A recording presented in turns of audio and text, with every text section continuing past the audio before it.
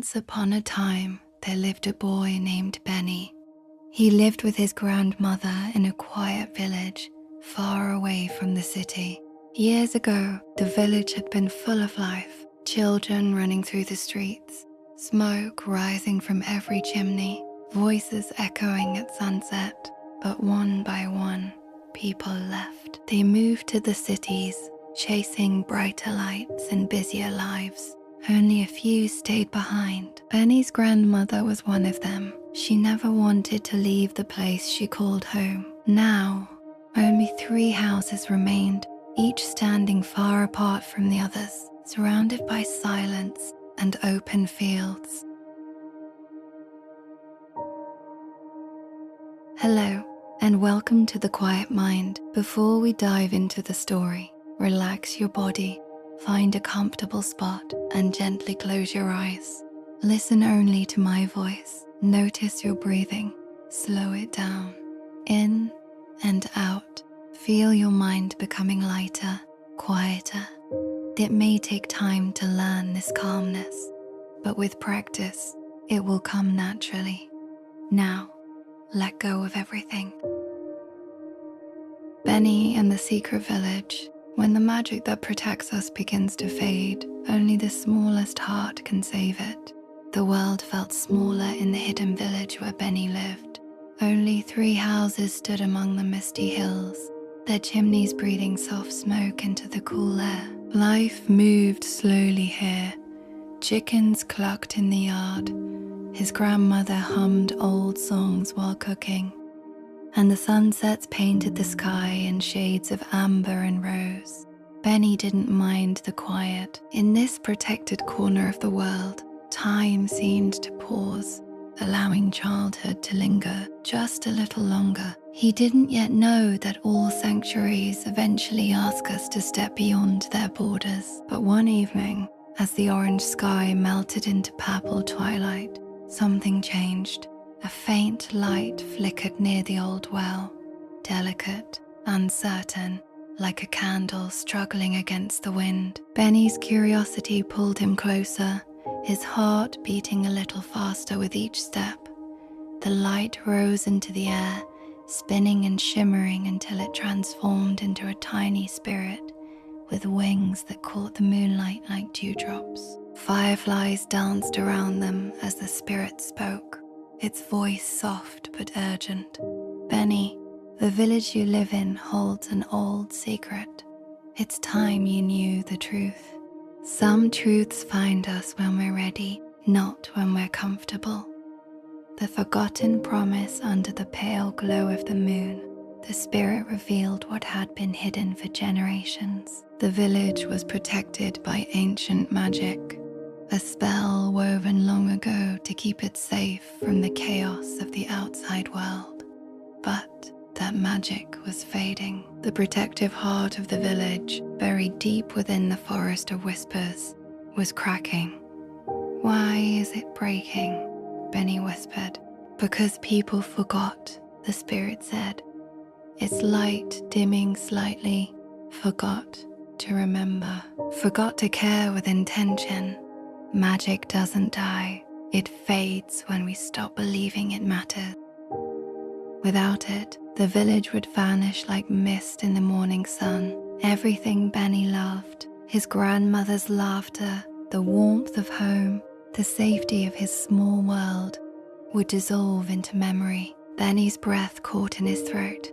He looked back at his small house, where his grandmother's warm light glowed in the window. The choice wasn't whether to be afraid, it was whether to let fear choose for him. He turned to the spirit. "Show me the way." Into the forest of whispers.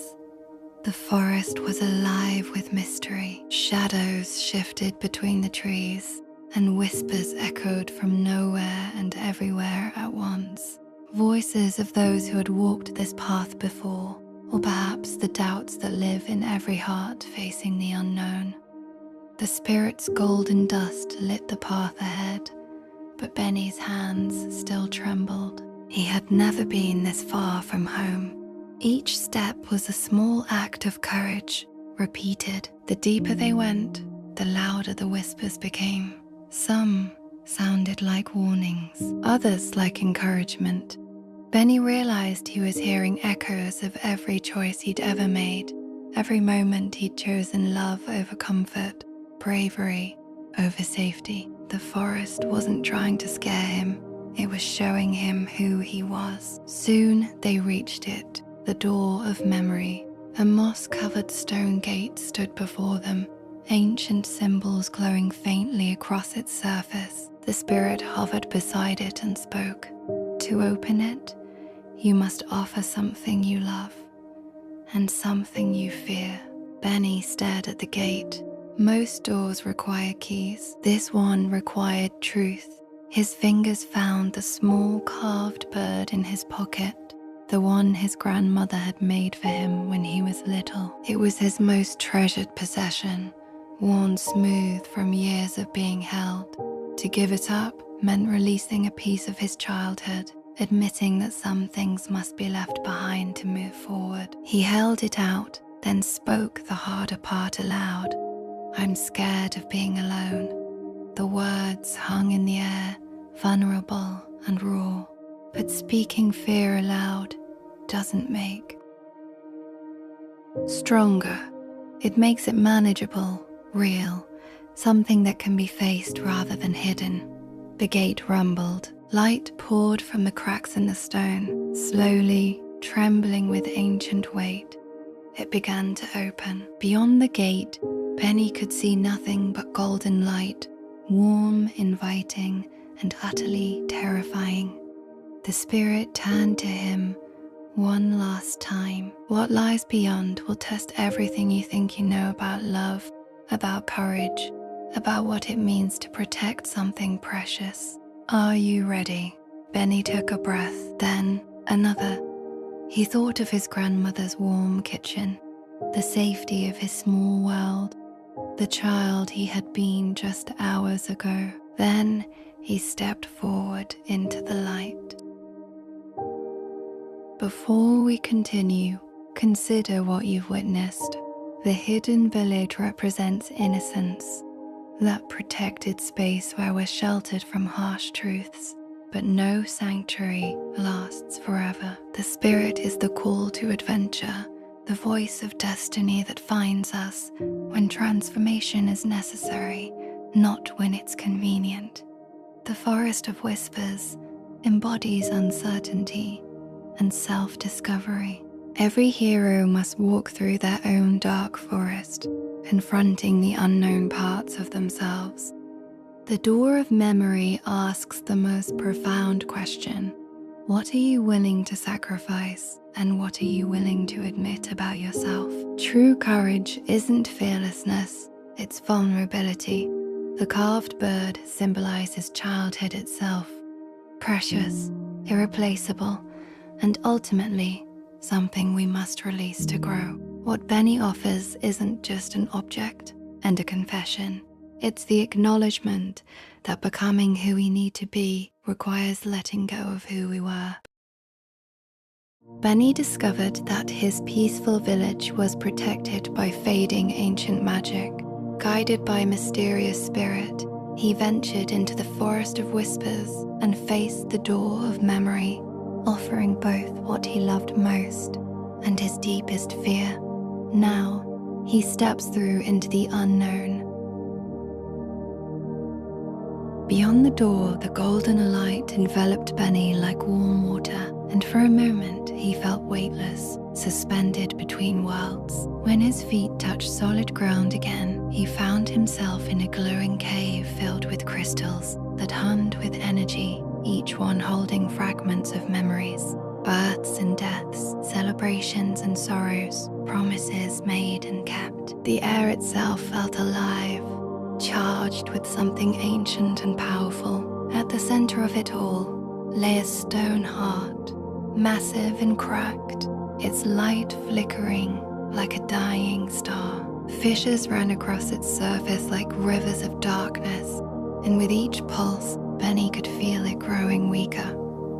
The spirit floated beside him, its light dimmer now, as if the journey had drained it too. "This heart beats for everyone who has ever loved this place," the spirit said softly. "It's not breaking because it's old. It's breaking because no one has remembered to fill it. You must heal it, Benny. Only a heart full of active love can restore what has been broken." "But I'm just a kid," Benny whispered, staring at the enormous cracked heart. "How can I fix something so big?" "Magic isn't about size," the spirit replied. "It's about intention, about choosing to love with purpose rather than habit. The question isn't whether you can, it's whether you will." Benny approached the stone heart slowly, each step echoing in the vast cave. Up close, he could see memories flickering in the cracks. His grandmother as a young woman, laughing. Children playing in the village generations ago. Hands planting seeds. Families gathered around fires. All the love that had ever existed in his village was held here, slowly fading because people had forgotten to actively cherish it. He knelt before the heart and placed his small hands on its cold surface. At first, nothing happened. The stone remained cold, lifeless, dying. Then Benny closed his eyes and did what the spirit asked. He remembered. He thought of his grandmother, not just her presence, but the way she tucked him in at night and whispered that he was loved, the way she saved the best piece of bread for him, the way she hummed while cooking, as if joy were a choice she made each morning. He remembered the weight of her hand on his shoulder when he was scared, the sound of her laughter, the safety of knowing someone would always be there. He thought of the chickens in the yard, how silly they looked when they ran, how even caring for them was an act of love. He thought of the sunsets, not just seeing them, but choosing to stop and watch them, to acknowledge beauty. He thought of all the small acts of love that make a life, a village, a world worth protecting. And then he went deeper. He thought of every time his grandmother had been tired but smiled anyway, every time she'd mended his torn clothes with patient hands, every morning she woke before dawn to tend the garden so there would be food on the table, every sacrifice, every choice to love actively rather than passively. Beneath his palms, the stone heart began to warm. The transformation golden light started to seep through the cracks, like sunrise breaking through storm clouds. The hum of the crystals grew louder, harmonizing into something that sounded almost like singing. Benny pressed harder, pouring everything he had into the stone, every memory, every moment of gratitude, every ounce of love he'd ever felt, but never fully acknowledged. Tears streamed down his face, not from sadness, but from the overwhelming weight of finally understanding what he'd taken for granted. The cracks began to seal. Light spread through the cave, brighter and brighter, until everything was ablaze with warmth and hope. The crystals sang, the stone heart pulsed with renewed strength, its beat steady and strong, echoing like a drum through the earth itself. The magic wasn't just restored, it was renewed, fed by someone who finally understood what it meant to actively cherish something. The spirit's light grew brilliant, its wings expanding as it was restored by the healing. It looked at Benny with something that might have been pride or gratitude or both. "You did it," it whispered. "You remembered." And in remembering, you protected not just your village, but the idea that love, active, intentional love, is the only magic that truly matters. The cave began to fade, the golden light wrapping around Benny like a blanket, pulling him gently back toward home. The morning after Benny woke to the sound of birds chirping, Soft sunrise light spilled across his face. He was lying in the grass near his house, and his grandmother was calling him in for breakfast, her voice carrying the same warmth it always had. "Benny, come, eat before the porridge gets cold." He sat up slowly, his head spinning slightly. Had it all been a dream? He looked down at his hand. There, resting in his palm, was a tiny golden feather, impossibly light, impossibly real. It caught the morning sun and seemed to hold its own small fire. The feather was proof, but not the kind that could be measured or explained. It was evidence that some journeys transform us in ways that can't be photographed or documented, only felt. That courage leaves marks too subtle for most eyes to see. That facing our fears doesn't eliminate them, but transmutes them into something we can carry forward. Benny closed his fingers around the feather and stood. His grandmother waved from the doorway, and he waved back. The village looked the same. 3 small houses, misty hills, chickens in the yard. But Benny saw it differently now. He saw it as something that required his love, not just his presence. Something to be protected with intention, not taken for granted. He noticed the way the morning light hit his grandmother's face, making her look both ancient and timeless. He heard the chickens, not as background noise, but as small lives depending on his care. He saw the magic that had always been there, waiting for someone to acknowledge it. The golden feather felt warm in his pocket, a weightless reminder that the most profound changes often leave the subtlest marks. He walked toward home, toward breakfast, toward his grandmother, toward the daily choice to love what matters while we still can. Some endings are really beginnings. Some dreams are truer than waking. And some magic only works if we believe it's worth protecting. Epilogue. The lesson. That evening, as Benny helped his grandmother prepare dinner, she paused and looked at him curiously. "You seem different today," she said, tilting her head. "Older somehow. Did something happen?" Benny smiled and touched the pocket where the feather rested. "I just realized something, Grandma." "Oh, what's that?" "That love isn't something that just happens. It's something we do every day on purpose." His grandmother's eyes crinkled with warmth. She reached out and touched his cheek gently. "Took me 40 years to learn that lesson," she said softly. "You figured it out much faster than I did."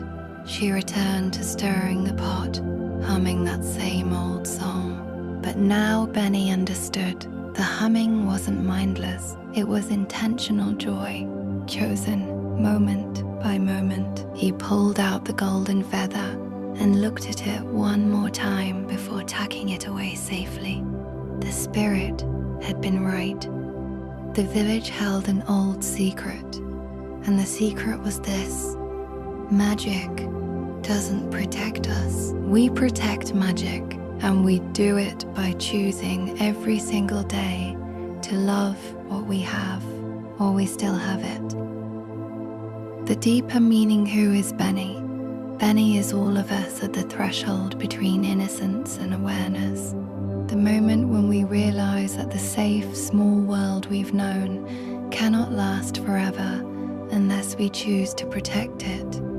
He represents the child we were and the adult we're becoming, caught in that liminal space where wonder meets responsibility. The golden feather. The feather represents proof of transformation. It's not just evidence that the journey was real. It's a reminder that when we face our fears and act with love, we carry something precious forward. The feather is light, almost weightless, yet it holds immense value. It symbolizes that the most profound changes often leave the subtlest marks. The stone heart. The heart mirrors collective memory and shared responsibility. It cracks because people forget. forget to actively love, to intentionally cherish, to consciously protect what matters. Benny's act of remembering heals it, suggesting that preserving what we value requires conscious, heartfelt effort, not passive appreciation.